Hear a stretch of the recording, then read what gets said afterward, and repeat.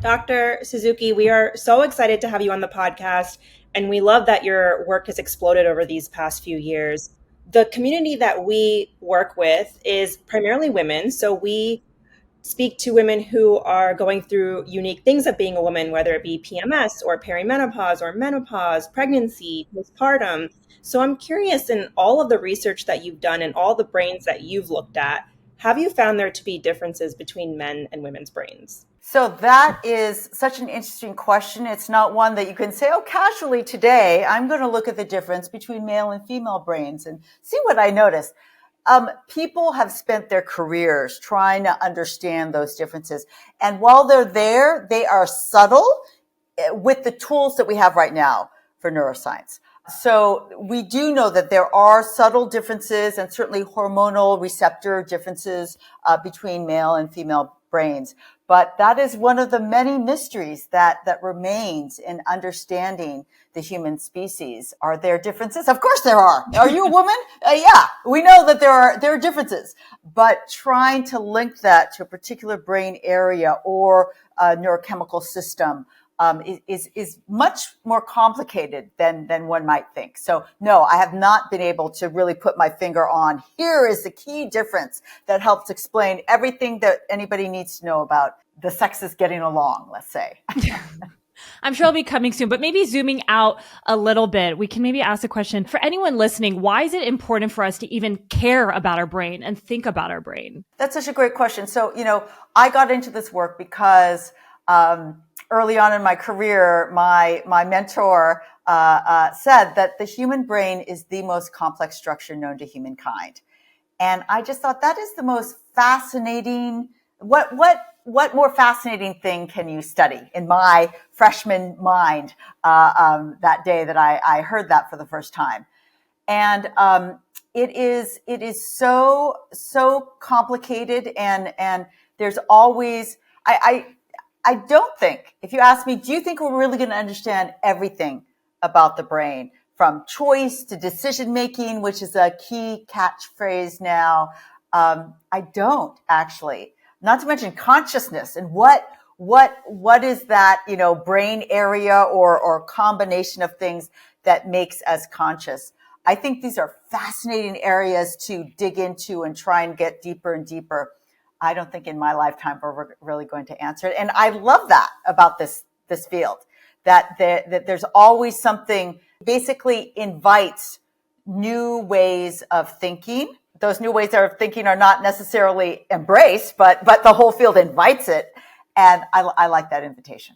And what we love so much about your work, Dr. Suzuki, is like how approachable and accessible you make just understanding the brain and tactical tips we can do. So, maybe we can kind of talk about memories. So much of us take our brains for granted. We are terrified of losing our memory, at some point in our life, early or older. So I'm curious, what do we need to know about our memories to keep them sharp? Yeah. So that's such a great question. And not memories specifically, but the general area of brain plasticity, how our brains change in response to our environment every day, is a topic that I've been fascinated for my entire career. Memory happens to be the most common form of brain plasticity. Anything you learn today, the conversation that I remember with my staff member today, that represents something that changed in my brain. And so it's happening all the time. But let me put everybody's mind at ease. Memory is not perfect. It is full of mistakes, and we are not computer hard drives. People at my age often complain, I have such a worse memory. It's not necessarily that you have a worse memory. You have so much more in your memory to sort and get through. That is harder for any computer. You could tell that it takes them that much longer to sort through everything versus a 16-year-old. They have very little experience, much less in their brains, and equally, so much potential. But memory, it's called interference. So the more competing things you have in your memory banks, that it makes it slower and harder and less accurate to pull something out. But having said that, how do we make our memories strong as we are going through our life, as we age? And so there's several keys. One is, my favorite, is moving your body, because every time you move your body, it's like giving your brain a wonderful bubble bath of neurochemicals, including growth factors. These growth factors that are really released when you are doing more heart-raising activity, that is aerobic activity. That includes, let me emphasize, aerobic walking. Power walking is just as good, but you can do spin, you can do, brisk walk with your dog. All those things count. That will release these growth factors that go directly to that brain area, so important for memory, called the hippocampus. And it literally helps grow shiny new hippocampal cells that we know work better than those hippocampal cells that have been in our brain since we're born. And so you want as many of those shiny new hippocampal cells you want to accumulate them over your lifetime. And that won't cure Alzheimer's disease or, roll back the hands of time, but it will stave off age-related cognitive decline, stave off dementia, because why? You've made your hippocampus as big and fat and fluffy as it can be. That's number one. Keeping active with getting your heart rate up, great for your overall memory, great for your hippocampal health. Number two, sleep. Something each and every one of us do every single day. So important, because why? Sleep during those rapid eye movement or REM sleep cycles is when your hippocampus is basically going through all those great memories that you formed that day. The good ones, the bad ones, the ugly ones, the beautiful ones, they're being vivified during sleep. So you shorten that sleep and you give your hippocampus that much shorter to be able to strengthen those memories. That is something that every single one of us can do every day to help strengthen both our hippocampus / memory and our brains. And the third is stress levels, because the hippocampus has lots of stress receptors. And so even a little bit of increase in your stress levels, what happens? I can't remember anything. And that's because you are messing with normal hippocampal function. So developing those things that can de-stress you on a regular basis very consistently, that will lead to long-term memory health for you. So you mentioned sleep and stress levels. I'm in the freshly postpartum phase, so those two things are a Ah, little tough for me. okay, yes. But movement, that's something that I can definitely work on. How much movement are we talking about? It depends. The answer is as much as you could do is good. So the most popular question that I get asked is, what is the least amount of movement that I can do to get into these brain benefits that you keep talking about, Wendy? And I have an answer. The answer is 10 minutes. 10 minutes of walking has been shown to decrease anxiety and depression levels significantly. That's something everybody can do. You don't even have to change your clothes. You can do it with your babies, pushing the carriage. You still get that brain bubble bath and all those neurochemicals that are decreasing your depression and anxiety, like serotonin, noradrenaline, dopamine. That's what's being released. But that doesn't get you the real kind of good stuff that comes with the good brain stuff that comes with exercise, which is more brain cells, more connections or synapses, right? I just mentioned that aerobic exercise increases the number of brain cells. How do you get that? What is the minimum there? Well, nobody has a definitive answer, but I have two pieces of key data to give you. Number one is we took a group of low fit people. These are people that are working out less than 30 minutes a week for the last 3 months. And we said, okay, let's see whether 2 to 3 times a week of an aerobic workout, there was a 45-minute aerobic workout. It happened to be spin, but I don't think these results are specific for spin. Anything you can do for 45 minutes that'll get your heart rate up is good. 2 to 3 times a week, we took those low fit people and we improved their long-term mood. We improved their hippocampal function, their memory, aspects of their memory was better, and aspects of their focus were also better. And so that is one kind of point that you could hang your hat on, 2 to 3 times a week, 45 minutes of aerobic exercise can lead to these long-term brain changes. But you say, well, I'm active. I'm doing it. Am I doing enough? That's the other comment. Just tell me exactly how much I have to do. And we did another study with mid-fit people. They were already exercising about 2 times a week, a good, 45-minute exercise, 2 to 3 times a week. And we said, okay, go crazy. You can go do as many spin classes as you want with this partner, Wonderful Spin Club that we partnered with. And so we got people going from 2 times a week to 7 times a week and everything in between. And what we found is the more you exercised, the better benefits you got. It was like a democratic process. The more effort you put in, the more brain benefits you get in all of these same areas, in mood, in memory, and in focus. So there's your answer right there. Maybe you've just had a baby. You can't do, long workouts.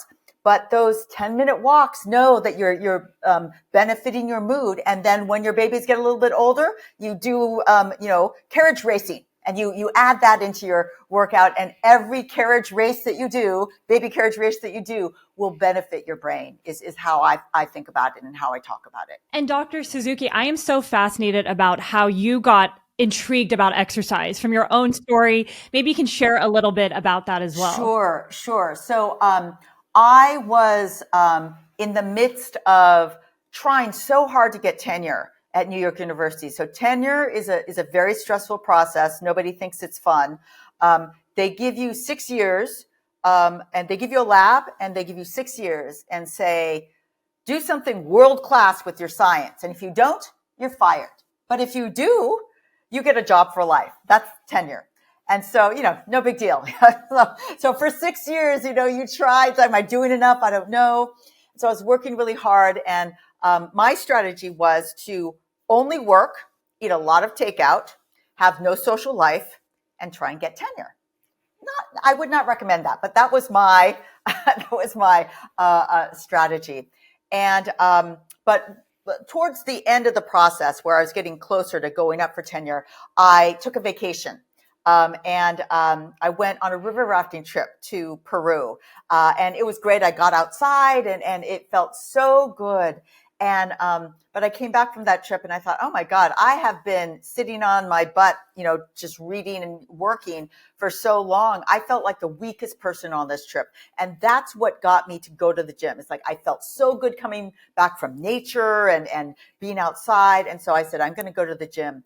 And I took myself from true couch potato to, I felt so good after about a year and a half. It wasn't overnight. And that's when I started to notice that not only was I feeling better and getting that, that energy that I felt on my river rafting trip, but I felt like my writing was going better. And my mood was much, much better. And, writing grants is the bread and butter of a research scientist. So when I noticed that, I thought, wow, what is going on here? And that's what got me to really look at the literature on the effects of exercise on the brain. I was focused on hippocampal function, how memory works at that moment in time. But it turns out that exercise is yet another form of brain plasticity. And so it was actually quite a huge change to switch from memory to a completely different area as a tenured faculty. You usually don't switch that way. But it was so fascinating. I knew it had the potential to change so many lives that's what really got me into that field. You mentioned just now your mood was better. Can we talk a little bit about the connection between movement and mood? Because I think I read a study somewhere that exercise could be as powerful or even more so than SSRIs. Not saying anybody should stop taking them. You work with your doctor, but that's pretty incredible. Can you talk about the mechanism there? Absolutely. So the most commonly used antidepressants are drugs using various mechanisms. They get certain neurotransmitters at a higher level in your brain. Neurotransmitters that we've all heard about, dopamine and serotonin and noradrenaline. And so they use pharmacological tools to get those up in your brain. Well, that's exactly what physical exercise does. That's why the 10 minutes of walking is decreasing anxiety and depression levels, because it's increasing levels of dopamine, serotonin, noradrenaline, endorphins are all going up in your brain after any workout, including that 10-minute walk. So it's basically doing exactly the same as SSRIs. And the big difference in one of the most highly studied, cited of those studies is that the end effect. So they had a group that was taking SSRIs and a group that was doing monitored exercise on a treadmill every day as their prescription for depression. And they both got both got up to the same mood level, good mood. They went from lower mood to good mood. This was depression, people with major depressive disorder. The only difference is that it was shorter if you took the pill, but you got to the same level with exercise. You might think, oh, well, I need it immediately, so let me take the pill. Well, exercise, if you build that habit, that is a habit that you'll keep for the rest of your life. And it gives you so many additional benefits that for me, I would choose, if I could, make that choice, certainly the exercise for all the beneficial side effects, if you want to call it the beneficial side effects that you get with exercise. It's crazy. Every time Kay and I will work out, we both are like, what it does to your mood so quickly is insane. And we know this, right? We speak to experts like you, like even us, we need that reminder, but it's so wild what a change that can make. And, you've mentioned that I'm kind of going on a different tangent right now, but you've mentioned that 90% of the society is impacted by something that you call quote unquote everyday anxiety. So I'd love to maybe chat more about that and what's really happening to our brain when so many people just feel that low level anxiety. Yeah, yeah. So first, the emotion of anxiety is a normal emotion. That is not a disease. Anxiety is not a disease. It's a normal human emotion that evolved to help protect us.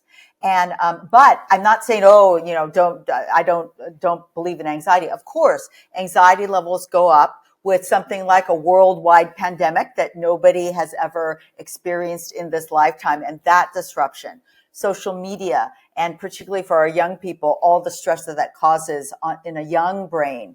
Yes, anxiety, depression levels, and loneliness levels are way up in our schools. And that's what I noticed in my own students, which was the genesis of my writing my second book, Good Anxiety.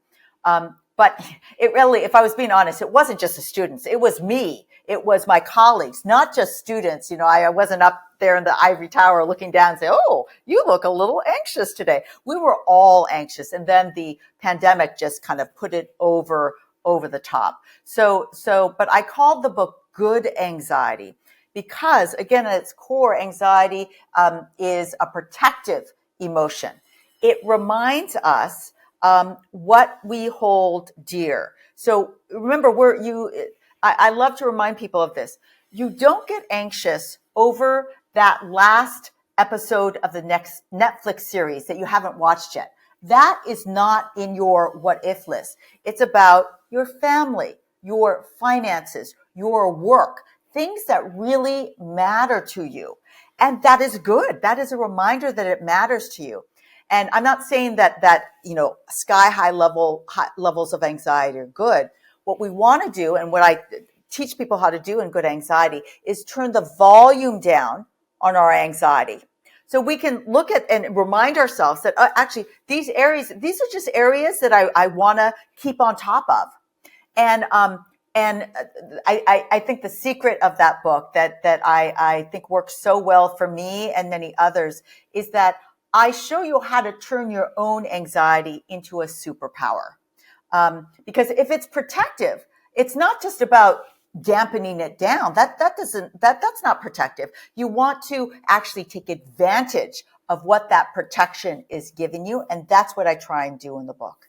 So, turn the volume down so that you can get the superpowers that come with, the protective benefits of anxiety. And what's so interesting is that you kind of mentioned this with anxiety. It's like it's not like that Netflix show. It's like certain pillar things in our life that are maybe more uncertain or unknown, which all of us, anyone listening, there's so many things in our life, personal, professional. So I know your book really goes into this in detail, but what are some of the things that somebody can do listening in today to kind of tackle that low level anxiety, that feelings of uncertainty, to make it our superpower, like you said? Yeah. Okay. So let me give you my top two go-tos to first turn the volume down, because most of us, including me, first needs to turn the volume down. Top two ways to turn the volume down. We spent the whole first part of the podcast talking about it. Move your body. 10 minutes can decrease your anxiety levels. That's not permanent. It's a quick fix. But again, long-term increases, regular walks is a great way to decrease your overall levels of anxiety. That is my number one go-to. But let's say you're in a meeting and somebody really anxiety producing is there. You can't go out for a walk. You're there. And so there I bring in the power of deep, slow breathing, breath work. You can do that. Now practice it. Don't wait until you're faced with the most anxiety provoking person in your life to do it. Practice it in a calm time and notice how just deep, slow breathing, anybody that's been to a yoga class, I've always been, amazed at how that deep breathing in that group setting feels so relaxing. And, there's a way to practice that and be able to bring that same feeling to yourself whenever you need it. And I like to point people towards YouTube. There is a place with hundreds, if not thousands, of short and long breathwork meditation videos. There are also thousands of ways to do breath meditation. Find one that you like, find one that you enjoy, and put that in your back pocket, because that's my number two go-to. Actually, they're equal. My two number one go-tos to decrease your anxiety: moving your body for a walk and breath meditation. But everybody wants to get to the superpower. Okay, where's my superpower? I turn my anxiety down. Give me a superpower. So let me give you my top two again. The first one that everybody listening to this podcast can do today is a transformation between a very common form of anxiety, which is the what if list. That hits me right before I'm going to go to sleep. Oh, I didn't do that. What if I didn't do that and then that happens? Or all kinds of varieties. And it keeps me from going to sleep. And so here's the trick. You want to turn that what if list. First note, all those things are things you care about. They're correspondences with people that are important to you. Again, finances, they're all these things. They are truly important to you. They are meaningful. They're important. You want to turn that what if list into a to-do list. That is, take every single one of those what ifs and do something about it. A single thing. Ask somebody about it. Be creative about what you do and check it off, every single one. And I'm going to tell you that is going to not only tackle the things that you hold most dear, your anxiety points you that way, but it's going to make you more productive. That is a superpower of productivity that comes from your anxiety. And then my favorite one is one superpower from anxiety comes.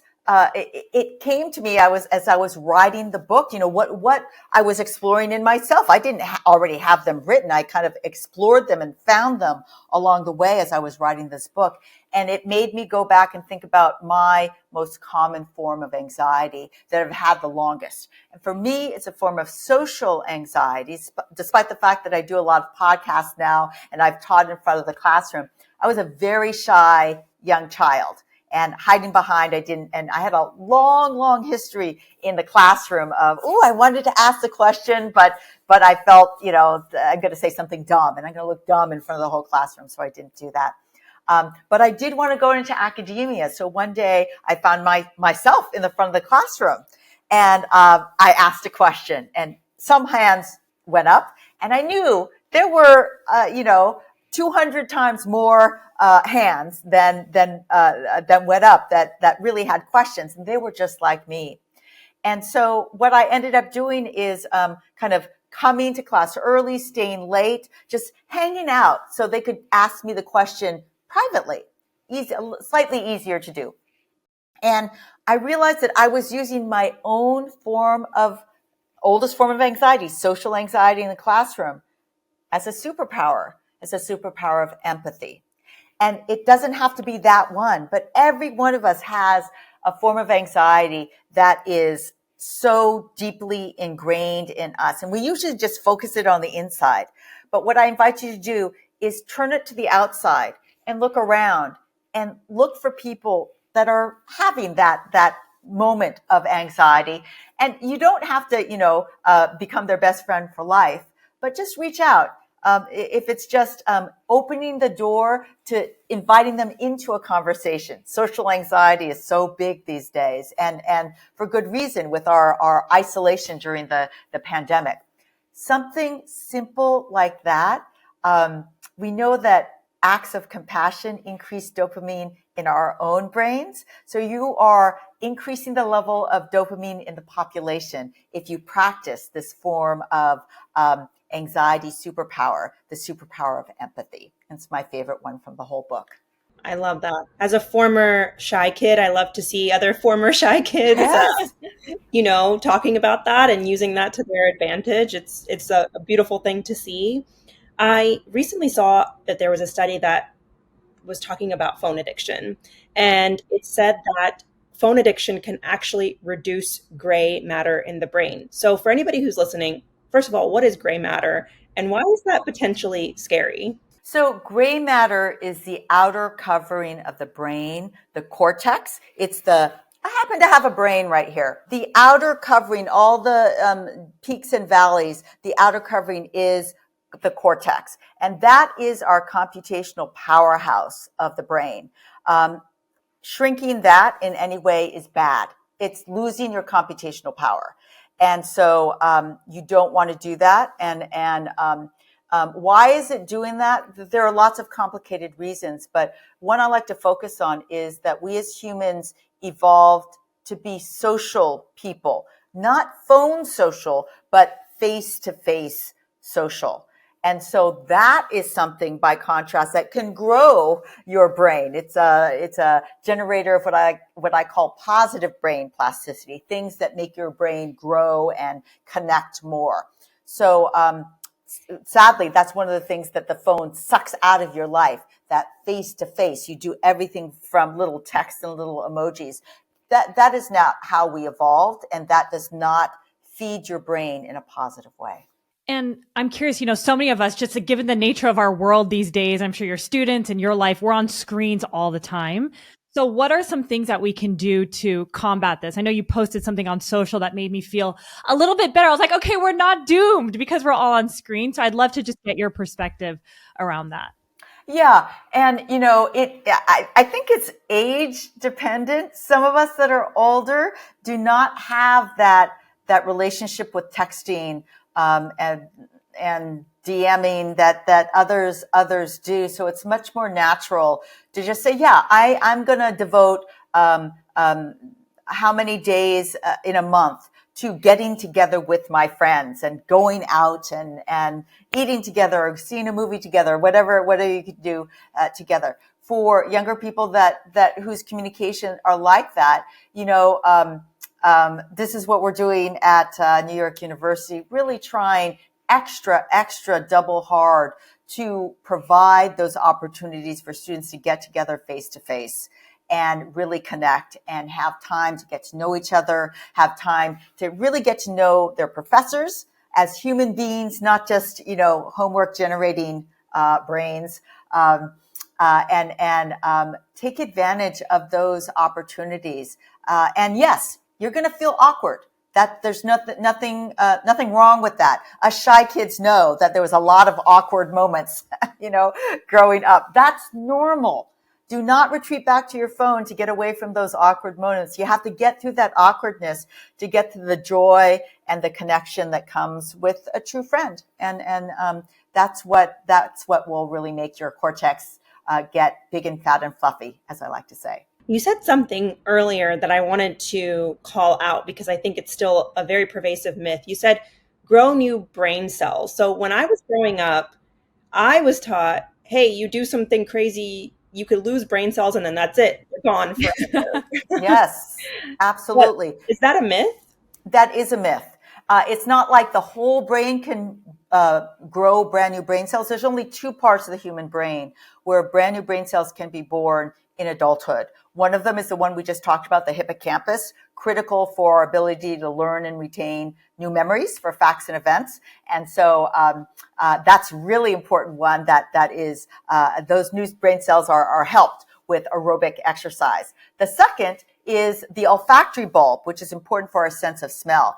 That is not helped by aerobic exercise. You don't get new brain cells in your olfactory bulb by running, but you do get new brain cells in the olfactory bulb by smelling a wide range of different kinds of smells. And so the hypothesis is, sommeliers, chefs will have a really big round olfactory bulb, and the rest of us will be, small in comparison. But those are the only two areas. Sadly, I don't think it's good to have the brain inside the skull grow too much. So it might make sense that the areas that have the capacity to grow new brain cells are more limited in the adult brain. And talking about brain cells, what does alcohol do to your brain? So alcohol is it stimulates the inhibitory neurons, inhibitory neurotransmitters of the brain, which is GABA, the neurotransmitter GABA. And, some people feel like it's a stimulant, and it can act part of its lifespan in our brains, in our bodies as a stimulant, but it really enhances those inhibitory neurotransmitters. And long-term alcohol abuse is terrible for our brain, terrible for our memory areas. There's a syndrome, Korsakoff syndrome, that is well known for at least 100 years. Long-term alcohol use can cause a form of amnesia. So not good. Also, binge drinking. There have been studies on the effects of binge drinking. That affects the entire part of the temporal lobe where the hippocampus is housed, really damaging those cells. And not just the hippocampus, where you have some hope of building those cells back, but many other brain areas where no new cells are born. Just like our mothers told us, don't smoke and drink or you're not going to get those cells back. She was right for the vast majority of the brain.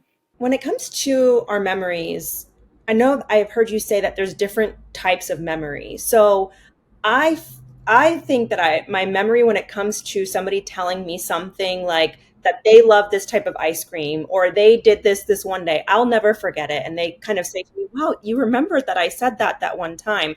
So when it comes to like storytelling memory, I feel my memory is very strong. However, when it comes to spatial memory or Yeah. remembering how to get somewhere, that I could use a little bit of, help with. I kind of say that partially it's probably because my husband takes control of the vehicle and I'm like, I don't even have to worry about it. And I know Yeah, yeah. fear and novelty is a huge part of that. So can we strengthen different parts of our memory? Yeah, absolutely. We would strengthen everything about our brain with just practice, good old fashioned practice. And yes, there are different circuits that are involved in spatial memory versus storytelling memory. Maybe you can combine the two, make the map into a kind of story to help you remember. That's a common technique. I love reading. Did you ever read Walking with Einstein? Moonwalking with Einstein, which is a memoir of one of our U.S. memory champions. These people that study to learn how to memorize 6 different decks of cards and the order of every card just shown one time. There are approaches to do that. And okay, I've tried. I'm not so good. I'm never going to be the U.S. memory champion. But it's really interesting because you get this unique view of basically memory hacks. But these memory hacks work. They take some practice also, but they can be very, very powerful. And some of them use what I was just suggesting to you, that is using the form of memory that you do really well and use it to help the form that you want more help with. Is it ever too late to work on your memory? Because I can't tell you, Dr. Suzuki, how many people who I know who are maybe in perimenopause, or even my mom, it's just like, I'm just at an age where I just can't remember anything. Like, I'm just getting older. And it's such a tough statement to hear, but I hear it so often. So is it ever too late to work on your brain and your memory? No, never. It's never too late.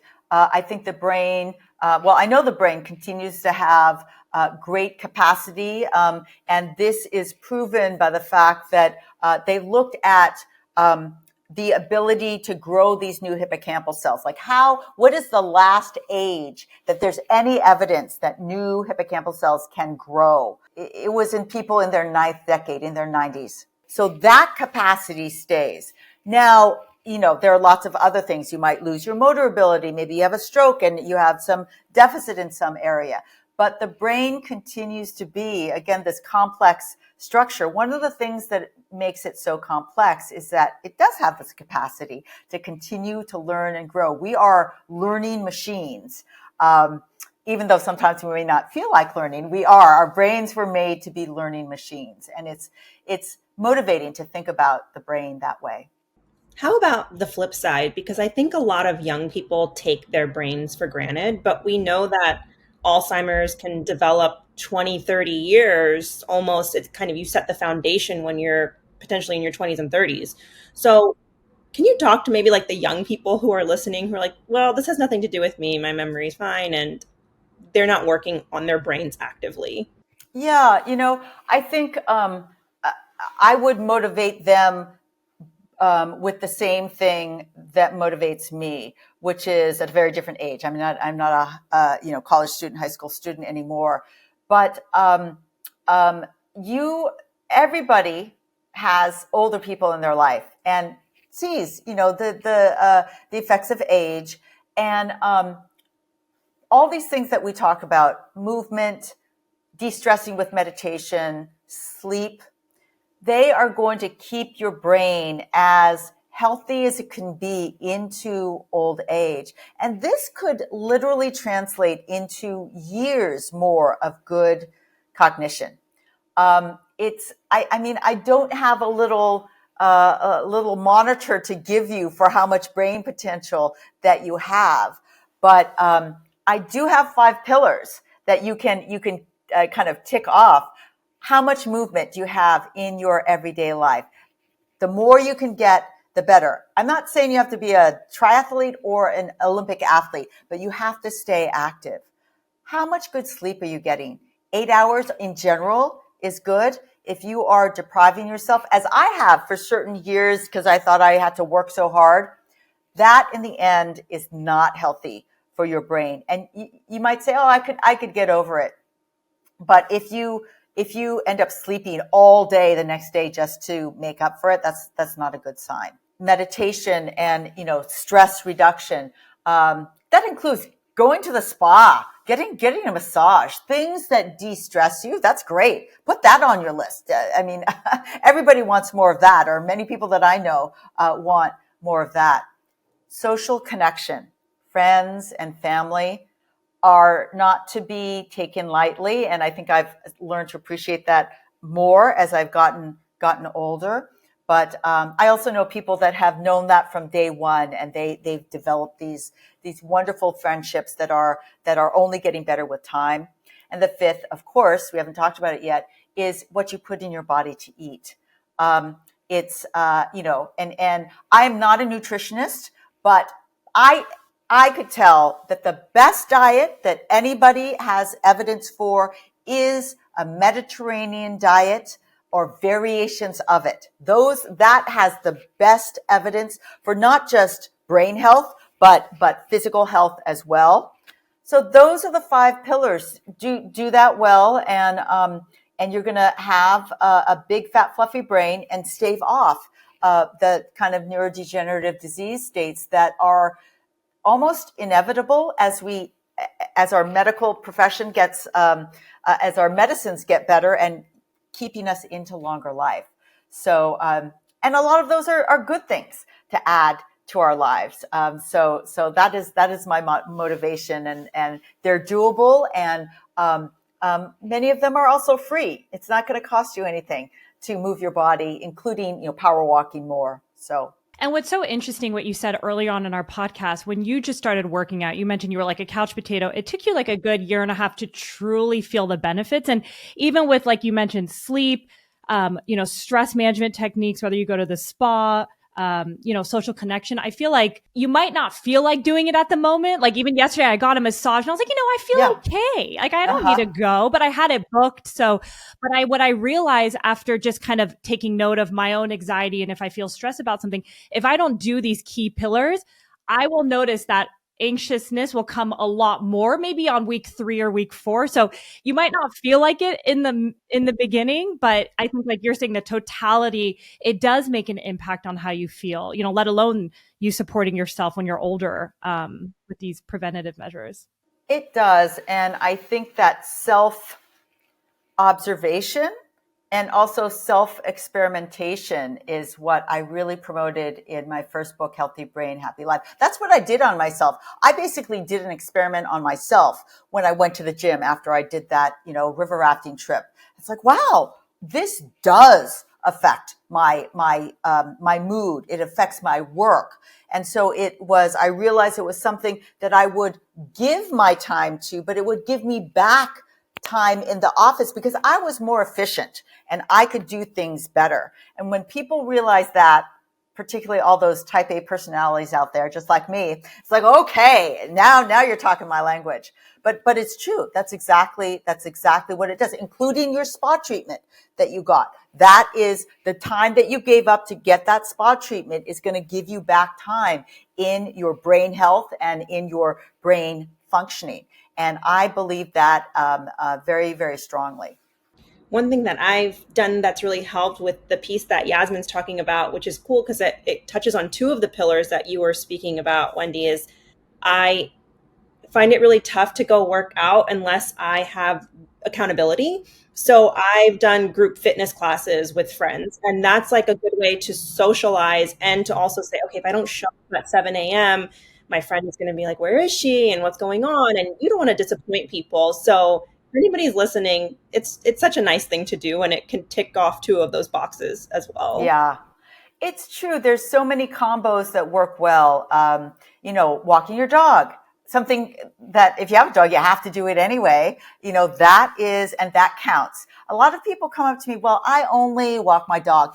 That's good. It's you already won the prize by doing those regular walks. And so, again, it doesn't have to be necessarily going to the gym.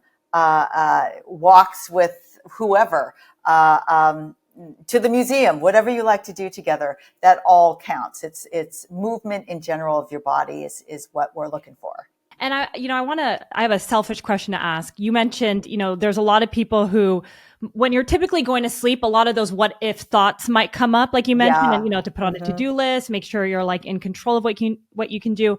What I realized for myself is actually in the mornings, I will feel that, I'll have great sleep. I have a pretty good sleep regimen, but when I wake up, I'm like, oh, this is so interesting. I'm more anxious. I'm more, I guess those what ifs come then. So for someone who might get it in the morning, what are some steps that you would give this person to kind of shake out of those thoughts? So I think the best way to start with that is immediately when those what ifs come, do this transformation of the what ifs into the to-dos. So write them all out.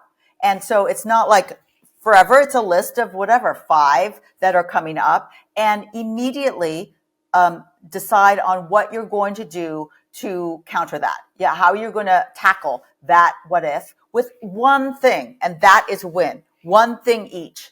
And then do it. Of course, you can't just say what it is. You're going to do it and you're going to check it off, because if you're like me, you love checking things off when they're done.